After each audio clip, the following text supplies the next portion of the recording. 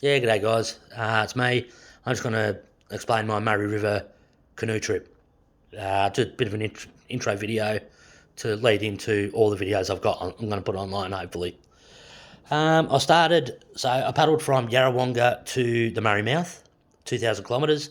I started at the Yarrawonga on the 6th of November 2021, and I finished at the Murray Mouth, or actually back at Goolwa again, on the 26th of April 2022. I've got some notes here in case you see me looking across. So that's 2,000 kilometres. I did use a motor for about 120 kilometres of that, just because I broke a paddle. So obviously I had to use a motor. I did have one spare paddle, but I didn't want to break that as well. So I had to use it for about. So I paddled 1,900 kilometres of the river. All right. Now I paddled that in 58 days of actual paddling. Right. I just spent another 4 months sort of living off the land, doing something what's called Alone, the TV show Alone, where I wanted to sit there and live off the land, build a shelter to hide in, and all that sort of stuff, and not use tents and all other things. Right, never got a chance to do that because I got caught with traps and got kicked out. So I never got to do the main part of it. But I did live off the land for about 4 months, trapping and catching everything I ate. In the spirit of being honest, I did get given about sort of, I'd say, 8 meals all up from different people. And now I never asked for them. I didn't ever need it. I was actually doing quite fine. But people, it was just other campers that thought they were doing the right thing. I didn't want it, but yeah, obviously I'm appreciative of it. I think I would have done the same thing I'd seen someone doing. If the roles were reversed, I reckon I might have done the same thing as well. So yeah, they were doing the right thing. Now I sat there and so I paddled 2,000 kilometres in 6 months. I did the Alone thing for 4 months, where I lived off the land and caught everything I ate. So it was quite handy. I learned a lot doing it. I've got a few notes here. I don't know if I've said that before. I've got a few notes here. Um, I'm not going to go too much into the Alone thing. I wanted to put my money where my mouth is for that. That was the other half of the trip, was to live off the land as long as I could, without any help. And because there's a TV show called Alone, where there's a properly trained survivalists and they've got to prove they can do what they do. So it's not just people like me. I got no idea about survival. I reckon I proved I could do okay, but even before that, I knew I could do okay doing it, but not as good as these proper survivalists. Nowhere near as good.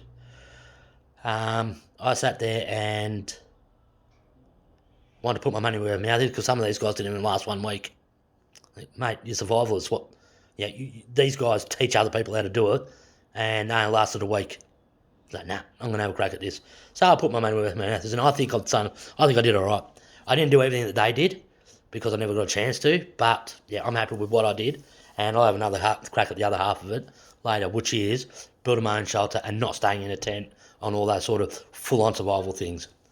I did learn how to do rubbing sticks to light fires, do the bow drill to light fires, and all that sort of stuff. So I learned a hell of a lot. Most of it obviously from the internet and stuff like that. A few of it I sort of remember from doing camping a lot and fishing a lot from back when I was living in Bendigo, 25 years ago, 20 years ago, whatever. So yeah, I think I did all right. All right, so I can't remember if I said it. I hope I did. Started on the 6th of November 2021. Finished on the 26th of April 2022. 2,000 kilometres. 100 kilometres of that was with a motor, roughly. All right, paddling for 58 actual days, and the rest was spent on the side of the river camping. I ate kangaroos, possums, cockatoos, ducks, fish, obviously. Those crane waterbird type things, or like a greyish blue thing. I had a couple of those. Yabbies and shrimp. All right, so that's basically what I lived on for 4 months. All right, like again, in the guise of being honest, I did get a little bit of food here and there, but not a hell of a lot. All right, that's just people thinking they were doing the right thing by looking after me. Just to give you an idea of how tough it was paddling. Now, I got from Yarrawonga to South Australia. I averaged about 5 kilometres an hour. I've got it all written down. I averaged about 5 kilometres an hour from Yarrawonga to South Australia, which is about 1,300 kilometres roughly, 1,350 k's, right? 5 k's an hour, a fraction under. Then from South Australia down to the end, which is about 650 k's roughly, I was doing 3 kilometres an hour, a fraction over. So, like the headwinds, the lack of current because you got all the locks and all the weirs and dams and that along the way, I sat there and lost a little bit over 1.5 kilometres an hour on average. All right, it started getting quite tough as well at the end because starting to get into autumn. I was well and truly into autumn. Obviously, April, I think that's 2 months into autumn.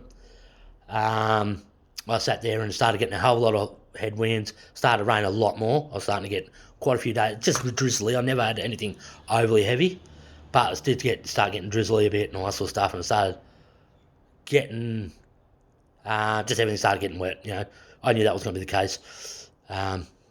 Whatever. All right, so that's a bit of. Also, I went from 110. I left Sunbury at about 110 kilos, and I've got to Goolwa at the end at 75 kilos.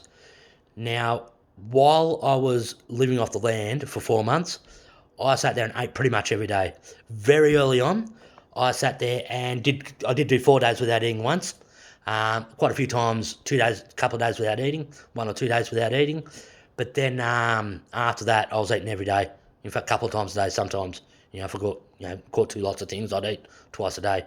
And I think I lost most of the weight going from Gumbower to the end after I did the living off the land bit.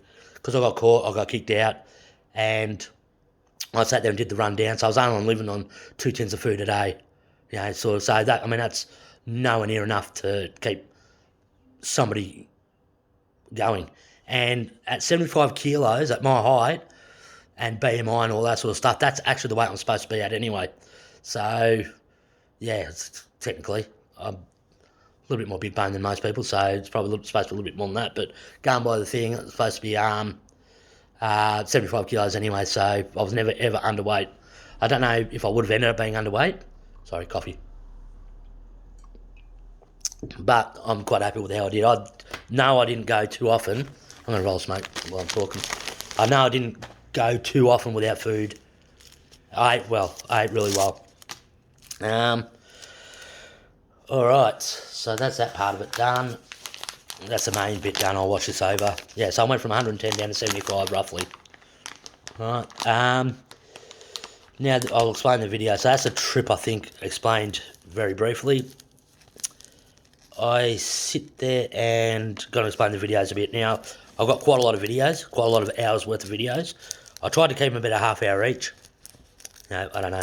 It's mainly for me to watch, not for anyone else. There's a lot of people that'll be interested in what I did, so they'll probably watch it a little bit here and there. But basically, if you're only interested in watching the main things, then video number 15 and 16, I explain how I camped and my overnighters and all that sort of stuff, right? So they're the ones you're probably going to want to watch. There's another one called Z12, going through a lock, that shows you, because when you got dams, obviously a dam, you got the water at the top and you got the water at the bottom, and to get a boat through, they've got those little locks on the side that you go in one end, they drop the water level down, and you're down at the same level at the other end. Right, so I'll show a video going through one of those. Alright, so that's another video people might be interested in, and the rest is just whatever. They're in order. They're in order of, you know, I tried, because everything's retrospective, I had to explain it retrospectively, so I'm just paddling down the river explaining it. So I do waffle on a fair bit. I get distracted by this over here and that over there and whatever, but I haven't edited it because these are all the things I do want to remember, even those little distractions and stuff like that. So I do waffle on a bit. No, so be it. They're in order. That explains the main things that happened sort of in the first half of the trip before I got to Gumbower. Not a lot happened when I got to Gumbower, because basically I didn't meet up with anyone. It was wholly and solely just trapping animals and living off the land. So I was just camping while I'm trapping my own animals. So there's not a whole lot to explain. I went through the video and it doesn't look like I explained much, but really stop and think about it. All I did was camp. So there's not a lot to explain. But all the extra bits are just things that I want to remember about different people that I met up with and this and that and everything else, and little things that happened here and there. So, yeah, that's the main reason for the videos. If people want to watch them, that's fine. Alright, so 15, 16, Z12, and maybe the first 2 videos that explain my gear in my canoe. I sit there, I think in the second video, I go through my canoe and show you all the different stuff I had in the canoe, and you can see the setup I had paddling down. So that's it. That's the videos explained. That's the trip explained very quickly. Anything else, just watch the videos. I might just quickly go through. Now, I did the last video at the pub in Goolwa, and I had to stop that quickly because when I had my beer and my smoke, because somebody came out from the what do you call it, the pub. I was sitting out because I was out the front having a smoke and a beer, and somebody came out, and I didn't want to look like a schoolgirl sitting there doing videos like this. I'm even at home now, sitting there not wanting somebody to walk out and catch me acting like, YouTube freaking TikToker or whatever they call them nowadays. So I sat there, I stayed with a guy at Yarrawonga overnight, like I explained in that video. The next morning, I got onto a bus from Goolwa to Adelaide. I had to spend the night in Adelaide. That was quite scary. A lot of homeless people and a lot of sort of obviously deranged people that either drugs or not quite all there and all that sort of stuff. That was quite scary because I had to sit outside. That's the first time, even though I was never in a house for 6 months, the first time I actually felt homeless because I'm trying to hide from all these druggies and deros and people that aren't quite all there. Their fault or not their fault.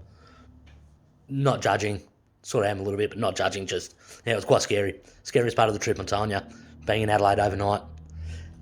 Then got a bus from Adelaide to Bendigo, then train from Bendigo back to Sunbury, and that's pretty much the trip done. So it was a good trip. Now I think everything's explained. Alright, if you want to watch the videos, watch them. If you don't, like I said, they're mainly for me. Thank you very much. See ya.